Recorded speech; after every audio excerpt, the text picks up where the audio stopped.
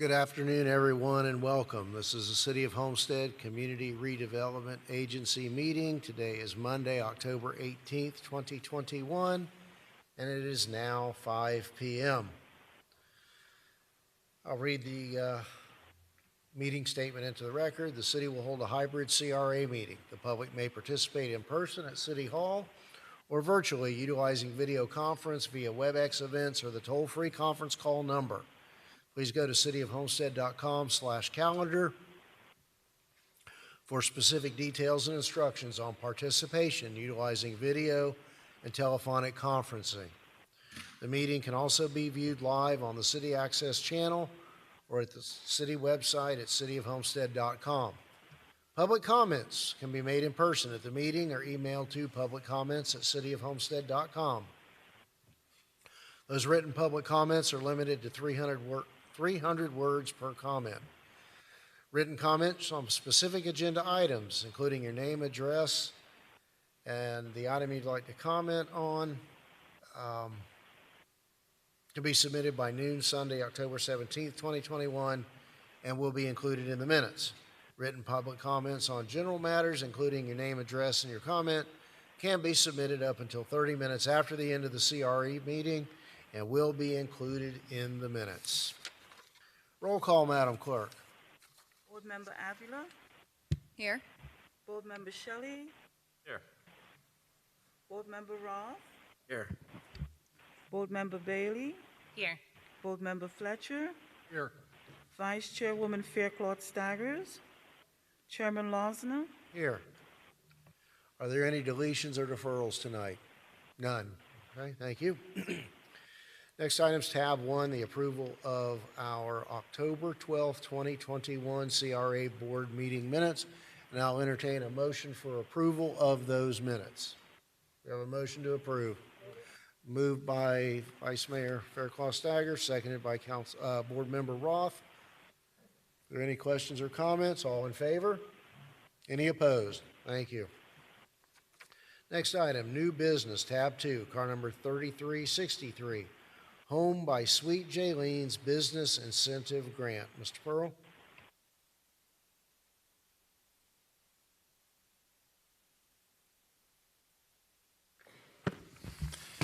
Yes, Mr. Mayor. Tab 1 is a resolution of the Board of the Community Redevelopment Agency of the City of Homestead, Florida, approving the allocation of Business Relocation and Expansion Grant Program funds, approving a grant agreement, providing for implementation, and providing for an effective date.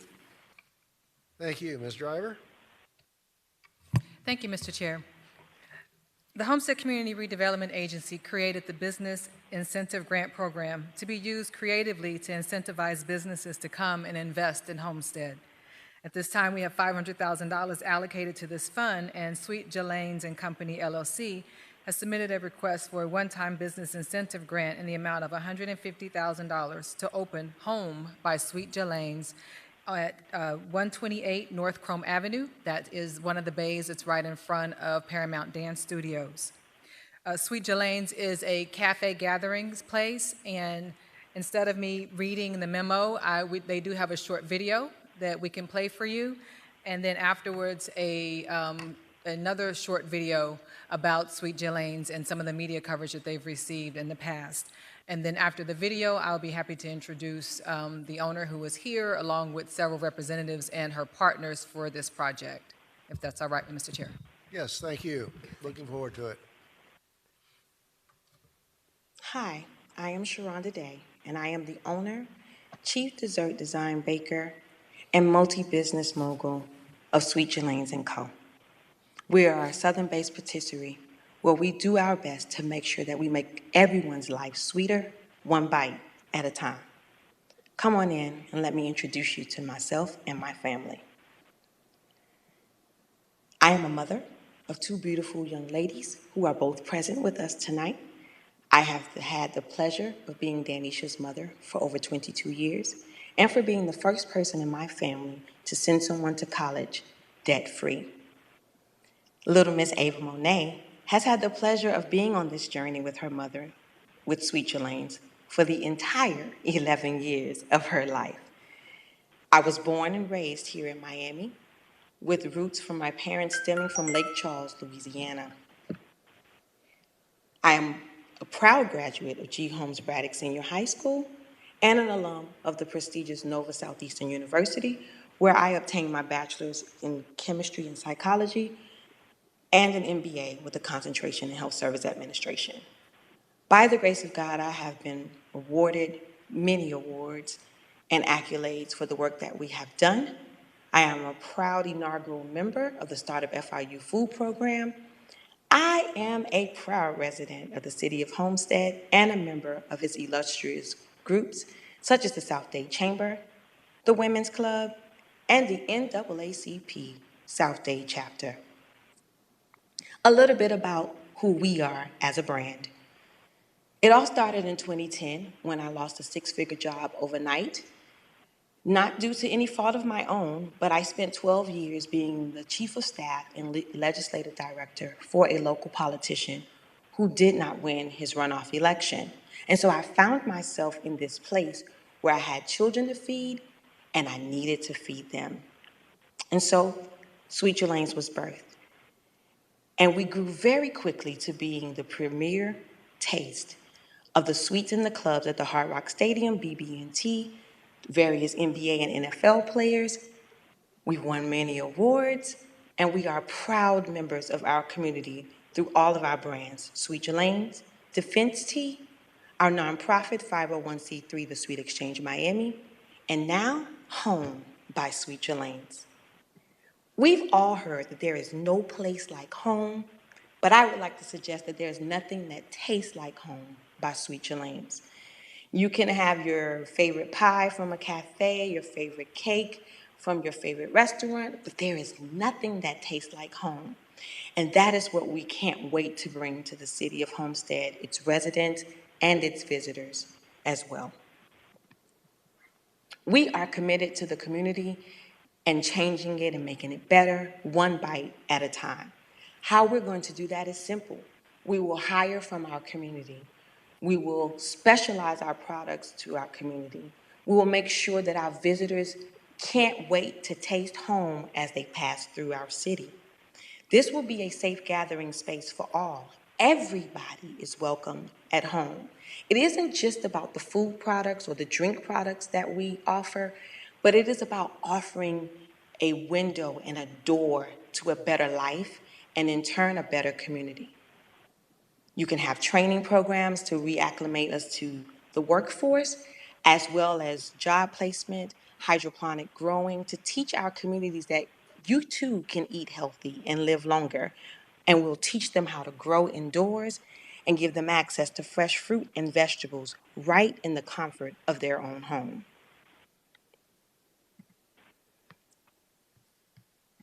It definitely takes a village to make this all happen. And I am beyond grateful for my village, for the village that has supported the Sweet Your Lanes brand since day one. And that village, ladies and gentlemen, is coming home with us. Our Bank United family, who are all present with us this evening, our FIU family who are present with us, and several members of our extended family are watching us live right now. Hey, y'all. Bringing our family with us to home and to the city of Homestead is a benefit for us all, because when our family comes, we come and we share our resources and we buy into the communities that we are present with. We can't wait for all of our family to meet each one of you. So what is home? Home is where Sweet Your Lanes & Co. will house our brand house. We have had our home office set up here in the city of Homestead since the month of August. We'll have a community cafe that garnishes and exemplifies ingredients and products that are made right here in our city. What do I mean? Our Defense TTs are sourced with the ingredients that we get right here from our local farming communities. We will have an outdoor and indoor seating and community art and dinner experiences. We can't wait to invite our community to have dinner at our home. Home will be located at 128 North Chrome Avenue. This building has been a part of this community since the 1960s. We can't wait to sign our lease here, to let you all know that myself and the owner of this building are committed to this partnership. This frontage, this property that sits right in the heart, right next door to Losner Park, is going to be a part of the buzz that makes this city, that makes downtown Homestead, the place that we all know that it once was and it is about to become again. Construction and build out will take about 4 to 6 months. Let us all give a hand clap to COVID. Prayerfully, we won't have too many delays. Improvements will be made to the building, and they will remain with this building for years to come. Our total project cost is $330,207, with our related construction costs as listed below. What type of impact are we going to have on our economy here in the city? With the $150,000 investment from the CRA Business Incentive Grant, we will be able to bring additional economic impact to the downtown area. Visitors, we will make to market it as your last stop of a sweet taste through the city of Homestead. It'll be a drawing attraction for visitors to come shop, sip, and dine in the downtown area of the city of Homestead. We're creating 7 new positions within our first year, all hired from within our community. And we will expose our city to additional partnerships and investments from within our local community. So I said all that to say, I can't wait to make home a place where everyone can feel at home, no matter your walk of life, no matter your socioeconomic status. There is a place for you at home by Sweet Jelane's. Thank you for your time, and most importantly, your support.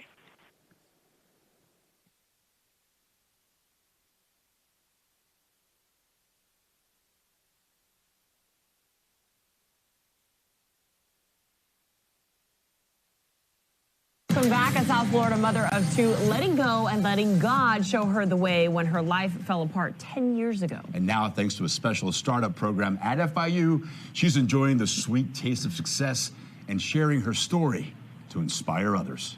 Sharonda Day. Life is sweet for Sharonda Day. I am living my best life. Receiving the City Promise Award just put her one step closer to opening up her very own bake shop. Hi, I'm Sharonda, and I am the owner of Sweet Jelane's & Co. Pretty amazing that 10 years ago, this 30-year-old single mother of a 9-year-old and newborn had just lost her high-salary job with Miami-Dade County and had no backup plan. So immediately as a mother first, what am I going to do about my kids? But Sharonda didn't panic. She prayed. And what did God say? Go in the house and bake. And so she did. She baked and baked dozens of cookies and cupcakes and cobblers, even though she never really baked before, relying solely on memories of her Southern family recipes and the comforting hymns she heard her mother sing in the kitchen. And we give you all. In fact, she baked so much that day that she went back to her old job at the county commission and gave it all away. Her coworkers so floored with how delicious everything tasted, one of them gave her a tip that would forever change her life. What did he say? You found what you're supposed to be doing. You found a way to take a bitter situation and make it sweet. And on that very day, Sweet Jelane's was born. Her friends started placing orders for Christmas. As word of mouth spread, business boomed, and Sharonda soon outgrew her kitchen at home and started baking at church. The church kitchen was a gift from God because it helped me. She got so popular, she was soon selling desserts at Jazz in the Gardens, where they lined up for just a slice of her famous bread pudding. That blew my mind. Like, I was good, but I didn't know I was that good. And I didn't know that people had heard about me. Oh, but they had. Even the head chef at the home of the Dolphins had gotten a whiff. Overnight, I had my picture and my menu on page 20 of the Hard Rock Stadium suite menu. Like, just me. Somebody who started baking. And that's where Startup FIU Food stepped in, an incubator program at FIU's Chaplain School of Hospitality that identifies exceptional local food entrepreneurs and gives them the tools and the commercial kitchen they need to take their businesses to the next level. So the goal is to grow as many of these businesses as possible. We want to help them thrive. We want to help them build wealth. It's Business Boot Camp, and Sharonda was a star soldier from day one. And in 2 years, she's growing already. Right. I mean, it's crazy. Sweet Jelaine, so successful now that Sharonda is the first in her family to put a child through college. Her daughter, Denisha, soon a junior at FAMU. She's my role model. She's my hero. She's everything I want to be. What a difference 10 years can make, especially when you let go and trust that life will show you the way. So had I never had that moment of losing that job and never had that moment of desperation and lost, then I would never be the woman that I am now. Amen. Delicious story, right? So Speaking Sharonda, of- so she's still 10,000 short from opening her own shop. So if you want to help, we do have a GoFundMe link on our website. And for all you wannabe food entrepreneurs out there and you want more info on the FIU Startup Food Program, we have that link also available on local10.com. All right. I'm telling you, it's the best stuff in the world. Wow. It is the best. It is the bomb. We love you, Sharonda. Thank you for Delicious. spoiling us. We're going to be the most popular people in the newsroom. Oh, this Let's is eat really this and good. say goodbye. Okay. The News at 6 starts now.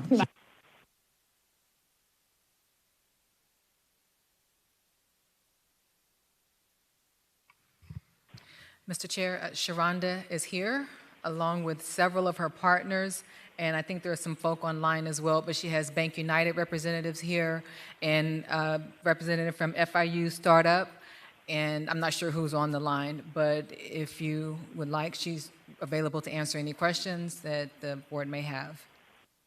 Sure, thank you. Appreciate all of you being here and coordinating all of those who have, many of those who have worked with you to be on hand to help us with any questions we may have. So with that, I'll turn it over to my fellow board members to, wrap any questions or comments they may have. And yeah, I'll go ahead and we'll have you come up to the podium and be ready. So I'll just start to my far right. And board member, any questions?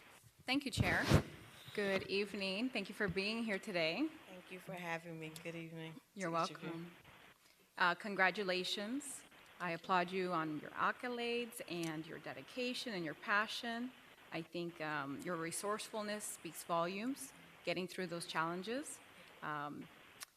I really took note of the things such as the re-engagement training, your urban farming experiences. Tell me a little bit about those, and with your nonprofit, the Sweet Exchange, I think Yes. it's what it was called. If you could share more on that, I Sure, appreciate it. absolutely. As many of you may have noted, I am a food chemist by degree. And so when COVID hit, the media was spinning this thing that there was waste, like food just going to waste. And I was like, first of all, I'm a mama. Don't nothing go to waste, okay? And I was like, we had to figure out a way to take what they were considering waste and turn it into a consumable product. Number one, because a lot of our communities, the communities in which I serve, and a lot of the communities around here were catching COVID the quickest and dying from it the most. And we had to figure out a way to take what we knew grew from the ground that had natural vitamins and nutrients and minerals and sources that could help sustain the body and get them out to the community. So I came down here, loaded up a cargo van full of oranges, pineapples, ginger. It was, trust me, whatever I could get my hands on, we did it. And we created a 7, what I would like to call a combination palette of different products. When you combine them together, they do different things for the immune system and for the body. And so from that, that's how Defense Tea was born, and teaching how to take the compost, like the things after we boil it down and strain it out, how we can turn that back into the ground to create more product. And a big issue in our urban communities is a lot of people don't have yards, right? So when you have apartment buildings or townhomes with this little bit of yard, you think that natural fresh fruits and vegetables are not an option for you. And so we want to extend our program inside of home, where it's not just a cafe for coffee and muffins, and those things are great, but also a place, a hub, a community hub, a gathering space where you can learn how to grow these things right in your home.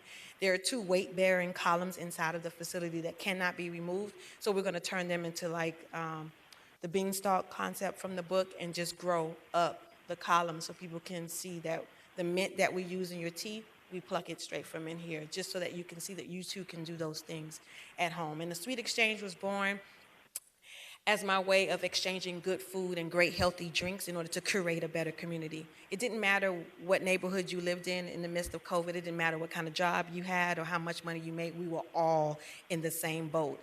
And so for 8 weeks straight, we fed over 800 people from the land. So whatever I was given as a donation, we took it into the kitchen. I mean, we had fish fries, we barbecued, we did it all. And it was literally living the 2 fish and 5 loaves concept, because I don't know how we fed all those people, but the food didn't stop until the people did. And so we just want to bring that home with us as well. I love that story. I hope that with our contribution tonight, it'll just further bless your mission.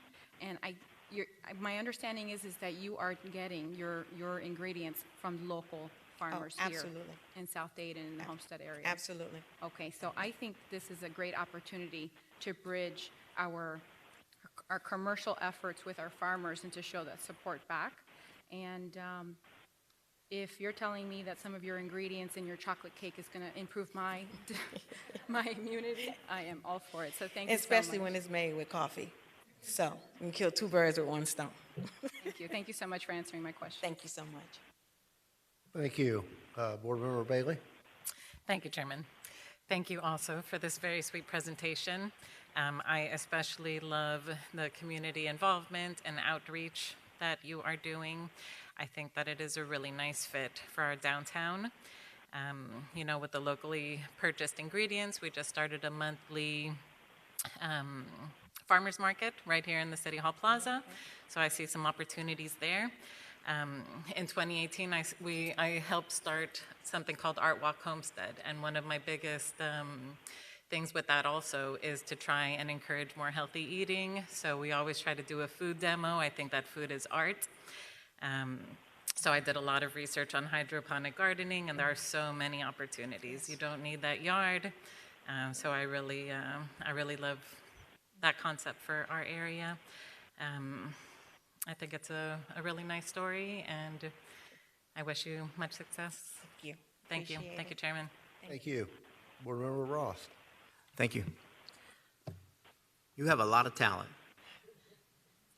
Just that 5-second blurb of you singing actually put chills. I was like, wow. So you can sing, you can bake, you can cook, you can invent, you can inspire. Those are all great talents that you have. To me, it doesn't sound like you need us. We need you. And I'll be supporting this tonight. Thank you. Thank you. Board Member Shelley? Sure, thank you, Mayor. No, it's an exciting project. I think it's something that was going to be great, help complement, what we're trying to do in our downtown. I do have a question for staff, though, and that is, given the, I guess, the dollar value of the grant, right now that building is what, just a shell for the most part? That's correct. Okay, that's what I thought, because that was the one that had been remodeled or had been converted and never got used for anything. So it's just kind of an empty space in there. So ultimately, a lot of this investment by the city will be for not only this particular applicant, which hopefully you'll be there forever, but in the event that something happens, that build out will allow a faster turnover for somebody else to come in and occupy. So it's a longer investment than, say, just for one particular business owner, I guess, is what I wanted to verify. That is correct, Councilman. I'm sorry, Chair. Yes, everything that our funds will cover will stay with the building. Okay. The flooring, the HVAC, all of that stays. So as you said, if Sharonda outgrows our space and someone needs to come in, it'll be an easy transition. So yes. Perfect. All right, thank you. That was my only thing I wanted to ask, because it is a larger grant than I think we've historically given out, but I wanted to make sure I better understood and everyone else understood why and what, how it would benefit that particular property long term versus just, say, one particular applicant. But yeah, I'm very excited about your product. I'm very excited about coming down there and eating myself once you get up and running and trying all the sweets and all the good foods. So welcome to the community. Look forward to feeding you. Thank you, Mayor. Thank you. Board Member Fletcher? Yes, thank you. And I appreciate the time we spent on the call last week, Sharonda. It was a very informative. I too have a good friend of mine who found themselves in the same position. Unfortunately, she took her talents across the world to Dubai, and she ended up partnering with Dikembe Mutombo on his new coffee brand. Wow. So she has done extremely well as well. So we look forward to having this. I think this again will be a catalyst for the downtown area, and I look forward to be one of your first people to visit. Thank you. Thank you. Thank you, Mr. Fletcher. Vice Chair Fairclough Staggers. Yes, thank you. Thank you, Mayor. And thank you, Sharonda, for being here. It's a pleasure to meet you in person. I had the opportunity to meet you for the first time last week. Prior to our meeting, I had, completed some research and read about your story, which is so inspiring. And Denisha, by the way, I'm a FAMU grad as well. So inspired by your story. And after speaking with you, I was like, man, she's not looking for a handout. You put in the sweat equity and you created something beautiful. And as Chair, Board Member Roth stated, you don't need us. We need you. And what you're creating in this community is going to bring all sectors together. Your passion exudes from your presentation, from your print material, from your presence, and this is going to be incredible for the city of Homestead, and I can't wait to take my family there to have Sunday socials at Sweet Jelane's. And thank you so much for being here, and I am excited, and I will be supporting this project tonight. Congratulations. Thank you so much to each of you. Thank you. Thank you, Vice Chair. Yeah, and I would share in the comments of all of my colleagues that this is a very exciting prospect for you to be here, for downtown Homestead to be known as the brick and mortar home of Sweet Jalene's, who are, already proliferated all over South Florida. What's amazing, though, is that I can hear some of my colleagues trying to spin sweets into health food. That's some kind of magic you've got there. I got the magic, sir. But, and you and I had at least an hour-long conversation last week, and you know what some of my concerns were, and I'll ask staff to jump in here at any time, is our materials show that it's only an initial 1-year lease. Typically, I would expect a commercial lease to be at least 3 years with a couple of renewals, or maybe even 5 years. Can you help me understand the background or the limitations as to why it's only guaranteed for a year followed by 3 1-year renewals? Absolutely. So the lease is actually written where it is a minimum of a 3-year lease. The 1 year comes in is that at the end of each year of the years, I have 30 days to inform my landlord if I'm staying or if I'm leaving. It's an automatic renewal if I say nothing. It's written that way because, as you all know, you were presented with this item a few months ago, and we wanted to have some assurances built in place for the unforeseen, God-forsaken circumstances that we don't foresee happening, hence the reason why the owner of the building is here. We didn't rush this lease. We took our time. This is what I've been doing for the past 6 months, going through any and every concern that wasn't even mine from February, just making sure that we ticked off the boxes that needed to be ticked off. And so it is written, the way that it reads makes it seem as if it's a 1 year, but it's actually a 3 year. But at the end of each year, I have 30 days to say to her if I'm leaving, right? Which is only the right thing to do. I think there's nothing worse than somebody waiting until, that's like if you live somewhere and you're leasing, if you have a tenant and they don't tell you that they're leaving and then you just up jump and walk out. But it is not like the typical lease where if I present it to her, it's if she gets a better offer that she can take it. For the first 3 years, that cannot happen with this lease. It was a way to build in the fact that I have moved my children here. And for those of us that are parents, we know that in and of itself brings some extra weight to making sure this happens, because I have little ones that I'm carrying in my bag with me. And so that is why, but I did discuss with you if the language needed to be adjusted where it says that it is an automatic renewal for the first 3 years with 2 additional options to renew, that the landlord and myself are both willing to change that terminology, that one word, to say automatic renewal with 2 additional years. We're more than willing to do that. Yes? Yes. Thank you. And part of the backdrop of that concern is, and I think Board Member Shelley alluded to that this may be the largest business incentive grant this board has done, at least in the last couple of years, and it represents a third of the entire budget that has been set aside. And I want to recognize too, and so the public will understand that under this process, you are also obligated and have committed to put in at least $183,000 to get that space ready to go, to open your doors and blow us away with a sugar high that afternoon. And in that regard, I wanted to ask staff, I see this is written as a reimbursement grant. So is that really what fits here? Or does that mean potentially that our money goes into the building first, and if there's some unforeseen circumstances, you walk away and the rest of your money is not in the building? Or would it be a better fit, a better process under the contract for the Sweet Jaylene share to go in first, and then we pay the next $150,000 of bills above and beyond that, rather than looking to her to front an additional $150,000 and then look to us for reimbursement? Yeah, we're more than happy to work with the applicant in whichever is going to work best for her, is whatever supported by the board. So yes, if that's in her best interest, absolutely. Remember, our goal is for this to succeed. So, and I don't think, Matt, is there an issue with? No, I have no objection. If that's the will of the board, then we can absolutely amend it to, if it works for the applicant. I'm okay with it, just we'd have to read the language of it because the monies go to, the CRA's money goes to what stays with the building. And so then that would require a rewriting of your entire, but I guess however we work it out, I'm fine with that, sir. I think, Mayor, if I'm understanding you correctly, that the goal would be that the CRA's money would be the second in. So it would be paid on a reimbursement once the applicant's contribution had already been paid towards the build out. Is that what I heard?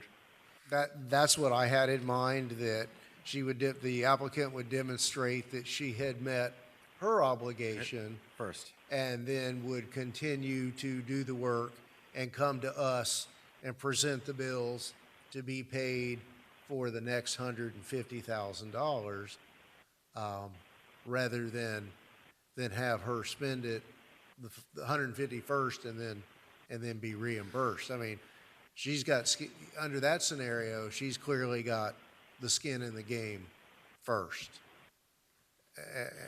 You know, and I just, sitting from the city side of the table, I think it's a more business-like approach. I think we're all comfortable that this is going to succeed, but, you know, that's a lot of money, and I've got to act to best protect the city's money. Understood, and I have to act in the best interest to protect mine, so I get it. I do. I guess we can discuss those details. It would be a relatively minor change to the grant agreement as it was proposed. That would just say that, you know, our reimbursement would begin after the applicant had made the incurred an initial amount during the build-out phase, and then we would reimburse everything thereafter, is how it would read. Right, so that I understand. If we want to do this now, we can, or we can do this later. It's just that the way my mind works with numbers is real quick, so. No, let's discuss it, because I think what's being asked is that you would pay your portion first. So my you need portion goes to FF&E, so how do I furnish and equip a building that isn't built out? Yeah. Right, so if Right. small businesses had the entire amount of monies to front to get in, we wouldn't be standing here. So the monies would go to, so how do I furnish, fix, and equip a building that has not been built out? I don't. Okay, and our funds are going towards the build out. So that's what she's saying, it needs to happen in the reverse. So for that reason, the suggestion might not work in this instance, because her funds are going to the FF&E, where ours is more brick and mortar. Okay, understand that. So, And then going forward with the security, I understand that in order to protect the city's money and secure the applicant's obligations, the property owner will issue a mortgage to secure the note that will be issued by the applicant that would cover the eventuality if she were to be obligated to repay the money. You know, there's I think a 2-year window built in that. Yes. Correct. Yes, that's 2-year correct. window. It's forgiven after 2 years if Yeah. the improvements remain in place. So I guess my question is, all right, so we've got a mortgage on the property. Is the property free and clear now, or are we in second position, or do we even know?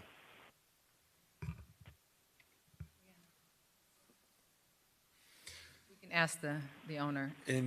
In other instances, our note and mortgage had been subordinated to the purchase money mortgage.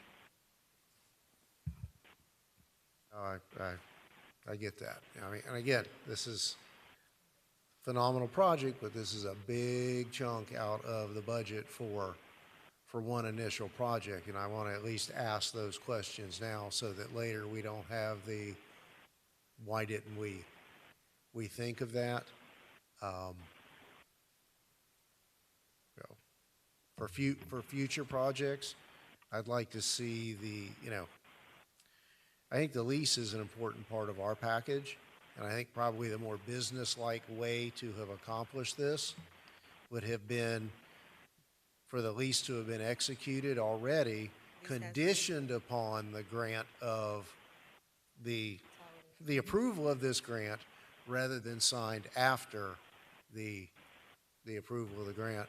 The lease If I has been may, executed. So this meeting was last week, October the 12th. Our lease was signed prior to that meeting. The lease has already been signed and executed exactly verbatim as what you said, contingent on this situation. Okay. Well, just saying, our package does not reflect that. The package reflects that after the approval tonight, only then would the lease be executed. So I apologize. That's what's in front of us. Correct. in I don't front have a of us copy. here. I don't have a copy of the executed lease yet, but I was informed that it has been signed. Both I was informed by Sharonda and by the owner that they have signed the lease. Just, I have to deal with the what ifs, Of course. you know. Of course. And don't get me wrong, I have total respect and admiration for what you've done, and I'm as optimistic as all of my colleagues. But we're dealing with public money here, and I think those are questions that at least need to be on the record. But what I was going to say to staff, I would think that in the future, my preference would be to see longer-term upfront leases, a definite 3 years, and maybe even a recovery period of 3. 2 is barely getting started. You know, the business owner potentially has a windfall coming if you move on for whatever reason, and I think that it's our job to protect against that. But those are all my questions, and I'm ready to join in approving this application. Anything further from the board?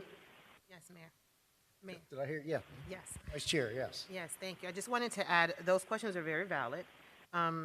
Prior to me coming here, I was kind of looking for the lease as well, just to, eyeball it and make sure everything was okay. But I also think that although 150,000 out of 500 is a lot, I think it shows that Homestead is open for business, and we're serious about bringing quality business to our downtown to activate the space and strengthen the economic vitality. So that's what I was looking at, because often it says Homestead is not open for business. They're not business friendly, and we're not serious about bringing businesses to the city of Homestead. Well, I think this is a step forward tonight to show that we are open for business, and I'm glad you signed that lease already. I was looking for it, but I'm glad that it was signed, and this is a win for the community. Homestead is open for business. Thank you. Thank you, Vice Chair. Just stay there. We're going to have a vote, and we'll be good. All right, who would like to move this matter? Vice Chair moves approval. Board Member Bailey has seconded the approval. Any further comments? All in favor? Aye. Aye. Any opposed? Thank you and congratulations. And Thank let you me, to each of you. I want to shake hands with Homestead's newest downtown.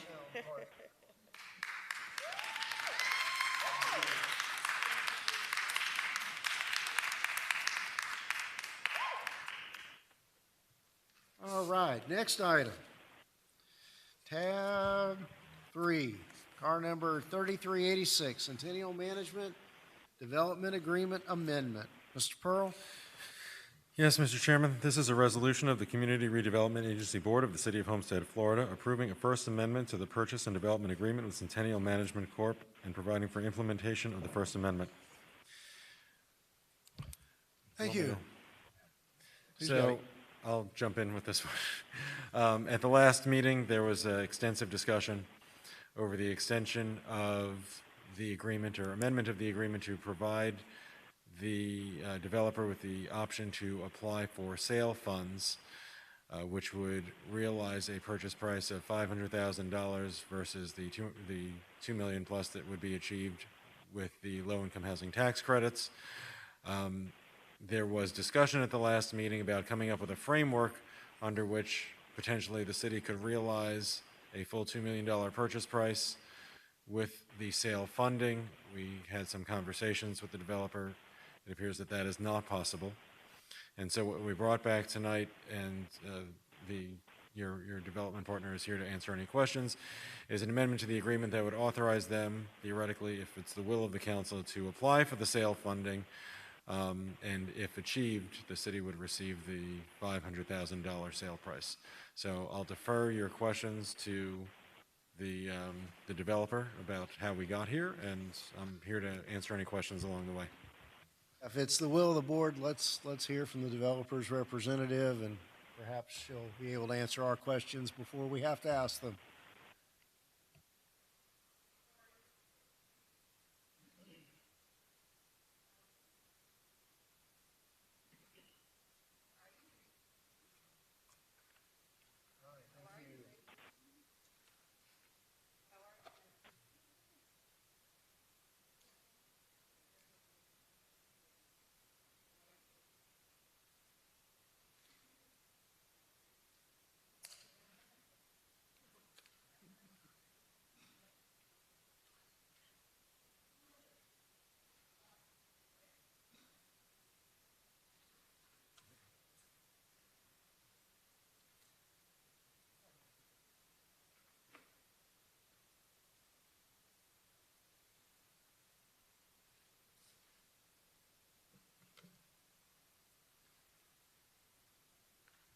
Hello, everyone. How are you?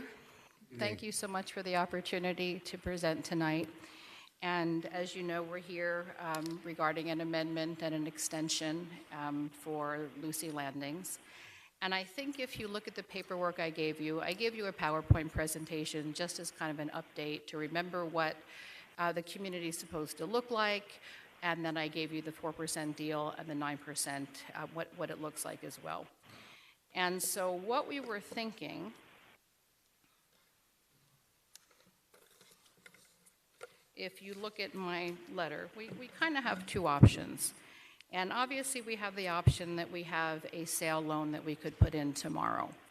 And if we do that, we're going in for the 4%, which is a land purchase of $500,000. We could do that. We could take the bite at the apple, see if it works. We could forego the 4% tomorrow and go back in the 2022 application cycle and take another bite at the 9% and the 4%. And obviously, if we do the 9%, it's $2 million back to the city if we win. And if we don't, we go for the 4% and back to the $500,000 for the land. And that's really kind of it in a nutshell. Thank you. Question for you. Help us understand the timeframes. And we all know that we're laboring under that tomorrow is the deadline to apply for sale financing, which would result in the purchase price of $500,000. Walk us through the best case scenario time frame of when we would see shovels go in the ground if you were to prevail under that program? If we prevailed in the 4% and we put in our application tomorrow, and we would probably find out, it's a little sticky, I'm going to have to defer to you. 12 to 14 months, we would see shovels in the ground. And the reason I ask is, and I don't know where it came from, I thought I heard that once the loan was approved, that it could be up to 18 months of underwriting and further, nuts and bolts of financing before earth would begin to be moved. Okay, well, Lewis is telling me 12 to 14 months. I don't know that that's truly the case.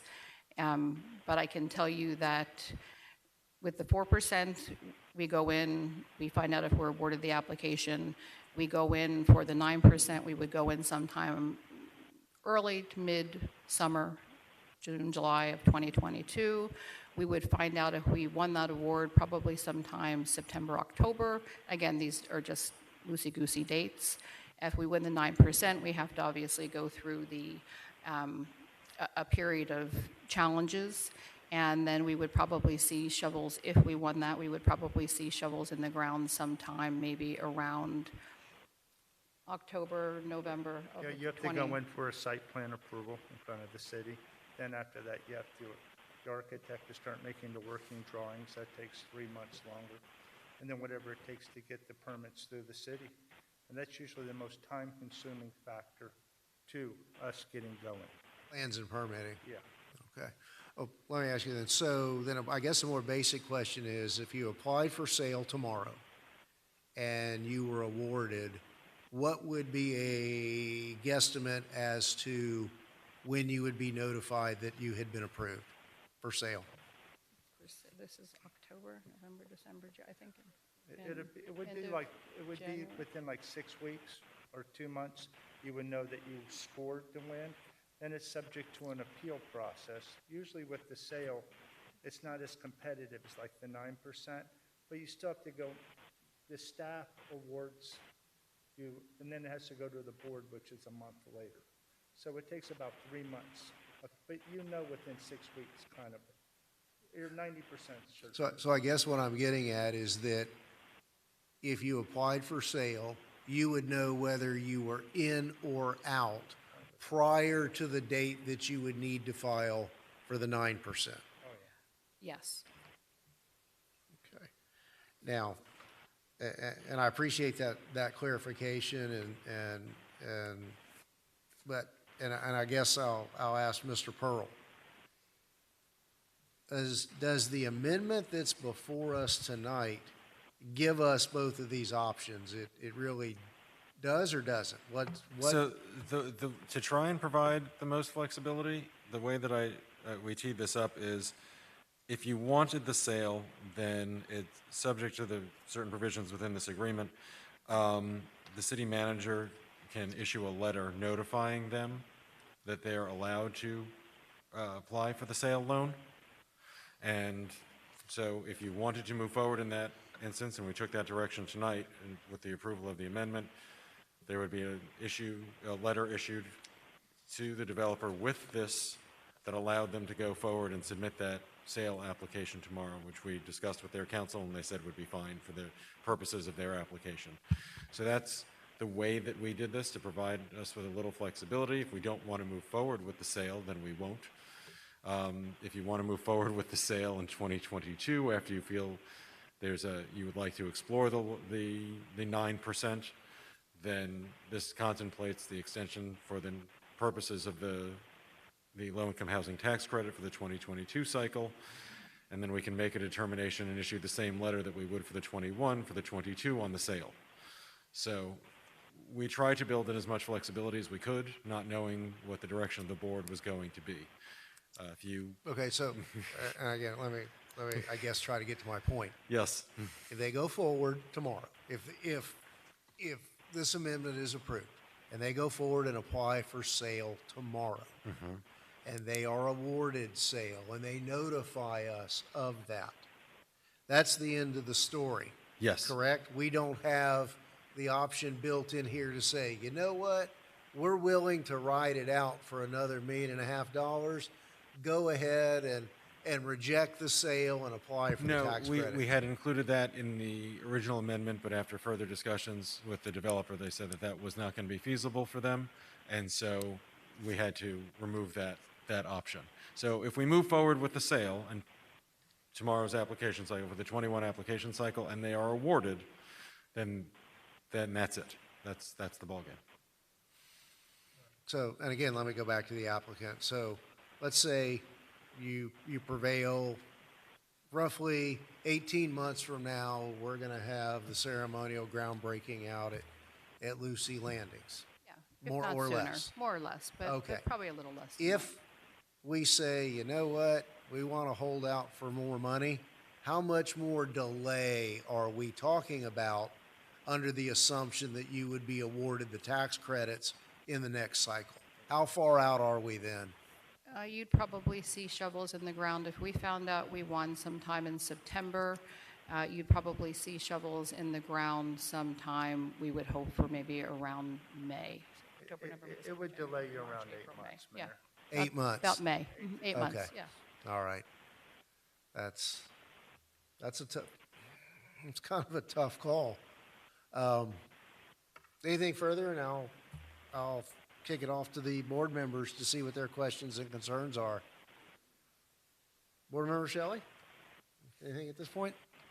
I mean, I think my position is the same as I had last time. I mean, ultimately, I don't like the density of it. I think it's a good project, so I mean, I'm not going to be voting for it tonight anyways, but I still would be of the opinion if I was voting for it, to give them an opportunity to provide, to apply for the 9% again.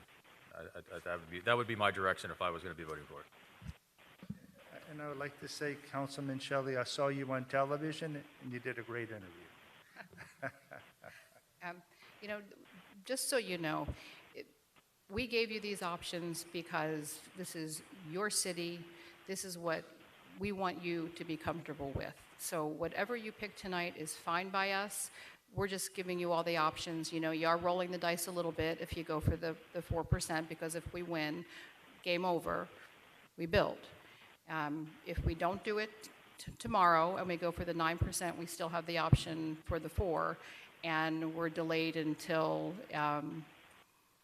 May of 2023, or if it's a sale, a little bit further out. Thank you. Board Member Fletcher? Yes, thank you, Mr. Mayor. I too am really happy with the product overall that you have provided us. I remember we had the discussion several months back, the architectural layout and everything, and I was happy with the density process.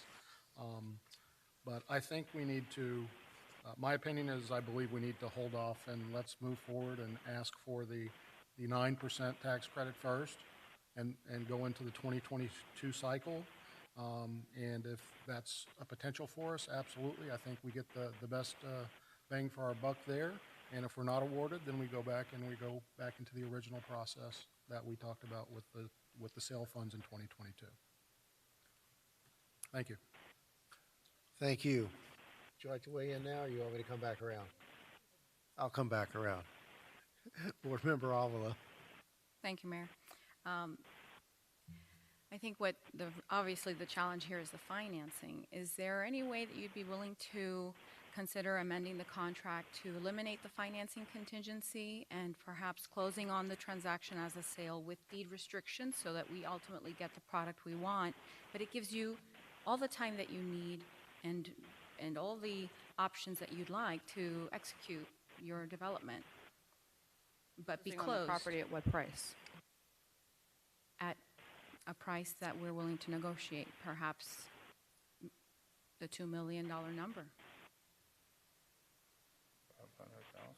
No, the $2 million number. And you don't have to You said answer $2 million, now. right? I'm sorry? You said $2 million? Well, that was the original cash Right, offer right, that right, we- okay. But, and perhaps now's not the time to expect the answer from you, but I'm leaning towards wanting to be released of the contract as it is so that we can explore those options, and then if we do go back into contract for the 9% cycle, then we do that. But perhaps consider exploring closing without the contingency and allowing the deed restrictions to take care of our concerns on what the product ultimately ends up being, but us closing with a price that we're happy with, and it relieves us of the the stickiness of this financial issue. Thank you. Board Member Bailey? Thank you, Chairman. So there's a couple different ways that I've been looking at this. First of all, there's no price tag on what it's going to mean for our area. The seniors that are way overdue to have this beautiful project, what it's going to do to revitalize the area. I was ready to say tonight, whatever is going to get it to us quicker, I'm okay with, as nice as that extra money would be. If we're talking 8 to 10 months, you know, that is still $1.5 million going back into the CRA. If it's 8 to 10 months, I would be okay to wait to see if we get that 9%. I think that's where I'm leaning right now. Thank you. Thank you. Board Member Roth? Numbers everywhere, right? Numbers. It's all about numbers. And I think Councilwoman Bailey, you know, has part of my thought process, and that's, if you build it, what does it change out there? You know, does it totally change the prospects of the southwest section? Nothing's been built out in the southwest section for 25, 30 years. Maybe some infill houses, but nothing substantial. And then if you go further west on Lucy Street, there's a 4-acre piece. It's been for sale for many, many, many years. And part of the problem they've had with marketing and selling that property has been solved with infrastructure issues, with the moratorium we had on the sewer plant. So, and they still haven't been able to get a buyer on that property. So, if the holdup or the obstacle is money and dollars, and we allow them to pursue the sale application tomorrow, is there any way we can back end the rest of the money? We can't back end it. Based on the board's instruction at the last meeting, that was the concept that we explored. Can we amortize the delta in the two I can't prices? hear what you're saying. Based on the discussion that the board had, that was the conversation that we had with the developer following the meeting. Can we amortize the delta in the purchase prices over the life of the project, maybe, you know, from year 5 to year 15, and to collect that money, and the money isn't in the project. So we explored that option at the direction of the board, but we were told it wasn't possible. What I'm speaking of is to put a number that would be appreciated by the city at the sale of the property, not during the term of the project. So in other words, if in 15 years they decide to sell off their project, the city would then recoup $1.5 million. We don't get it today, but we get it in the future. Again, is that a possibility? Again, our debt would be subordinate to the rest of their financing, and without knowing how those transactions will play out, I couldn't confidently say that we could be able to recoup the money that way right now. Okay, so that's not an option. I wouldn't feel confident, because we would be behind every other, there are other lenders. Our debt would be subordinate to their tax credits and bonds. So to the extent that they had repayment obligations, we would come behind that. So if there was no money left over, the city would get nothing, is Correct. what you're saying? Yes. If they sold the property, and there would be nothing there left over anyways for the city.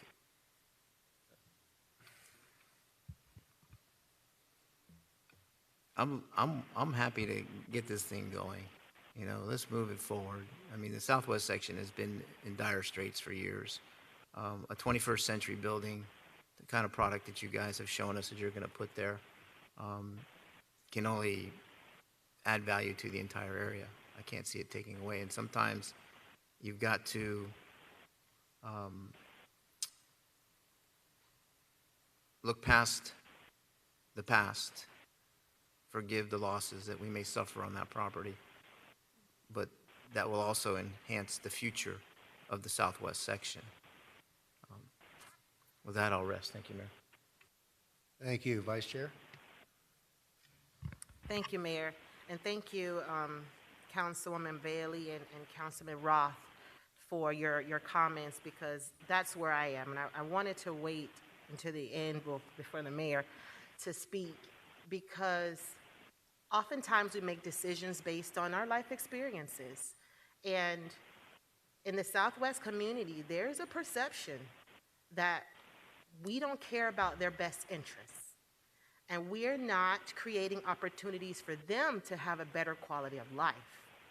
And I say that because I had a conversation with, I'll say her, what we call a Miss Tiny, on Saturday. She said, why are you building all of these homes, but you're not building anything for us in the Southwest? I'm 65 years old. I want to sell my house, and I want to live in something smaller. There is nowhere for me to go. I said, you know what? We're having a meeting on Monday, Miss Tiny, and I'm going to talk about this conversation. I'm going to tell my colleagues that you said you don't have anywhere to go. Prior to my mom passing away at the age of 62, about a year before she passed, we scoured the city looking for a place for her to go because she didn't want to continue to live with me. There was nowhere for her to go. So yes, it's great to think about how we can profit from these sales, but what this will bring to the Southwest community is priceless, as you said, Councilwoman Bailey. When we first engaged in these conversations, I believe the appraisal that we have for this property was $465,000. $455. $455. So if we move forward and are awarded the sale, that's $500,000. Now, I don't know why we initially purchased this property for $1.9 million, but I'm not even going there. I know. I'm not even going there, but I can't get caught up in how much we originally purchased this property for. I am here to ensure that everybody in our community gets their fair share of the pie. And I move that we move forward with applying for the sale application as opposed to waiting. In the African American community, we're always told to wait your turn. Why can't this be the city's investment into the Southwest community and move forward with sale as opposed to waiting for $1.5 million? Let that be our investment and show the community, the Southwest community, that we do care about their best interests and we want to bring projects and development in the Southwest to make them feel whole and valued. So that's where I am. I am completely comfortable with the sale application for the aforementioned reasons. Thank you, Mayor. Thank you, Vice Mayor. I think I mentioned it a minute ago. This is a tough call. I mean, we look at numbers, we look at time, we look at when are we going to get things done, and we've got that ghost of the past of the ill-advised acquisition of this property.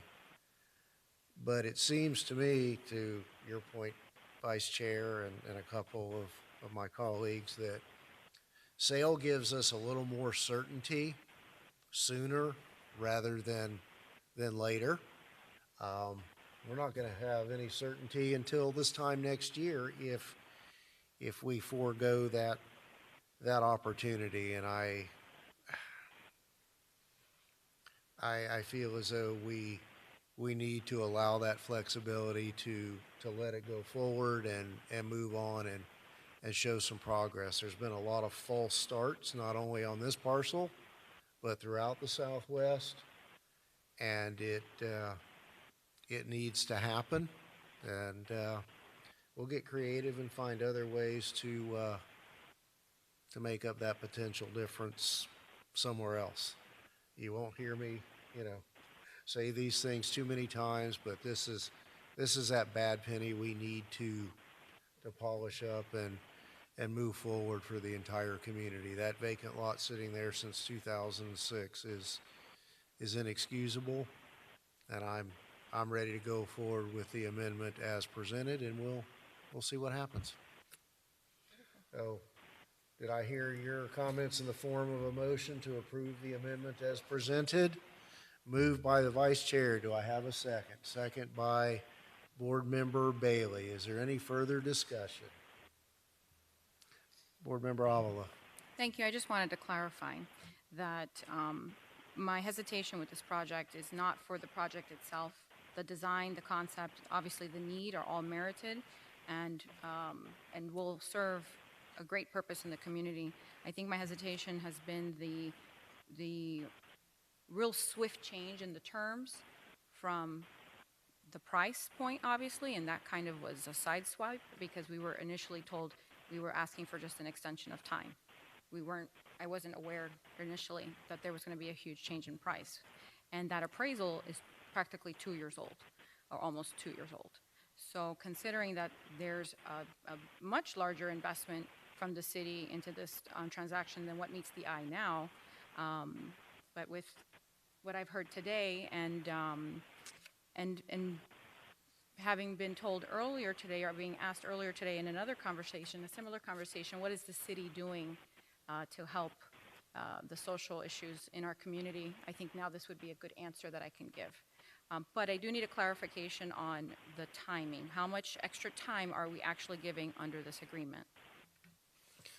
Well, the short answer is it depends. Well, it does. If the motion is to proceed tonight under sale, then they'll commence with that application. I mean, it's going to be submitted tomorrow. And then if we are unsuccessful, we'll move forward with the 9% next summer. And then it'll be at the council's discretion as to whether or not, depending on the outcome, it wants to move forward with sale again in the 2022 cycle. So it's an automatic where they get to apply for sale. If sale does not get approved, they get to go automatically for 9%. It does not have to come back to us for an extension. We won't come back to you for another extension for the 9%. And are we okay For as the a 9%? board? No, I said we won't be coming back for the 9%. So are we okay as a board to not take the opportunity to get out of this transaction for at least another pretty much 2 years if this doesn't go through on sale and it doesn't go through at the 9%? Or do we want those opportunities to reevaluate and readdress the market, the opportunities, the options that may be presented to us in the future, and then make those decisions as they come? I for one, would prefer the out clause. I understand, and I'll defer to the vice chair as the maker of the motion. Actually, her thoughts. Yeah, actually, no. There's a motion and a second on the floor, so we can just vote it up or down, and then we'll discuss any options if available after that. But at this point, I would like for my motion to stand as presented. All right, very good. So to clarify, Mr. Pearl, if sale is not successful, they've automatically got the right to apply for the 9% in 22. Over the summer, yes. In the 22 cycle, whenever that will be. Historically, it's the summer. 22 cycle. Is that it, or does it go into the 23 cycle? We don't go to the 23, so we'll be done with the 22. We'll come back to you if we get there. So, if the 9%, if sale fails, and the 9% does not prevail, then this time next year we'll be done. Is that a fair assessment? Well, you could direct the manager to issue a letter on the 2022 sale if you so desired. That would authorize them to apply for 2022 sale. You could direct the manager to issue that letter as an authorization. But failing that, we would be finished in the event of the failure of this first sale and the 9%. We don't have to move forward. Then yes, there's no obligation to allow them to go forward with a subsequent application. Borrowing the issuance of another letter and the failure of all of the applications, more or less this time next year, we would be done. Correct. Okay. All right, anything?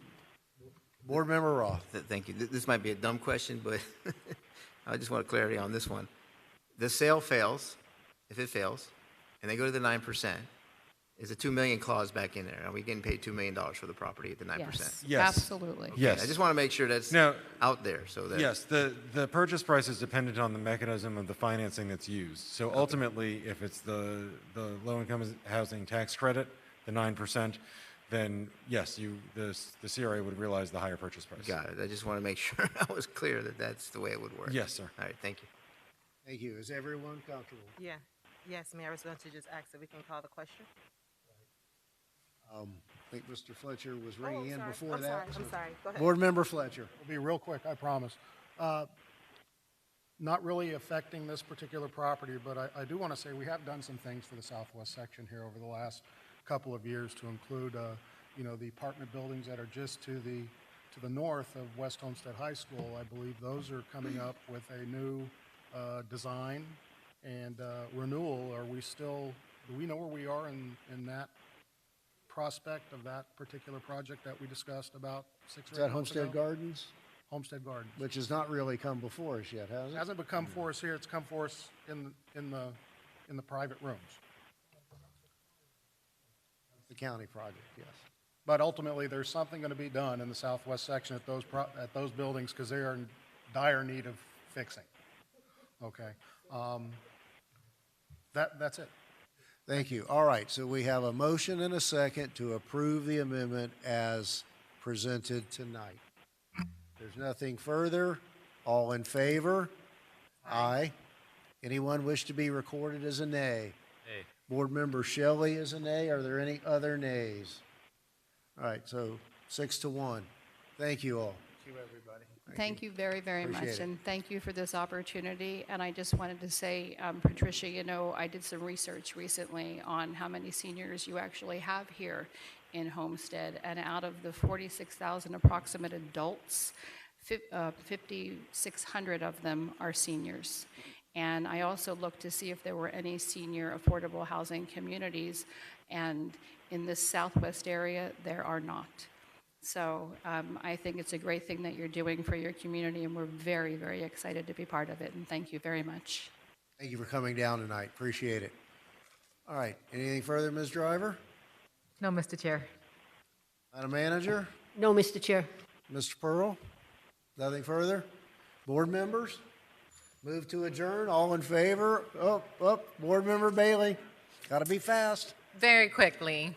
I was going through the minutes, and it honestly slipped my mind, but I would still like the board's blessing to bring this up for the Southwest Advisory meeting on Thursday to look at some different name options rather than Lucy Landing. Thank you. Have a great night. And thank you for that.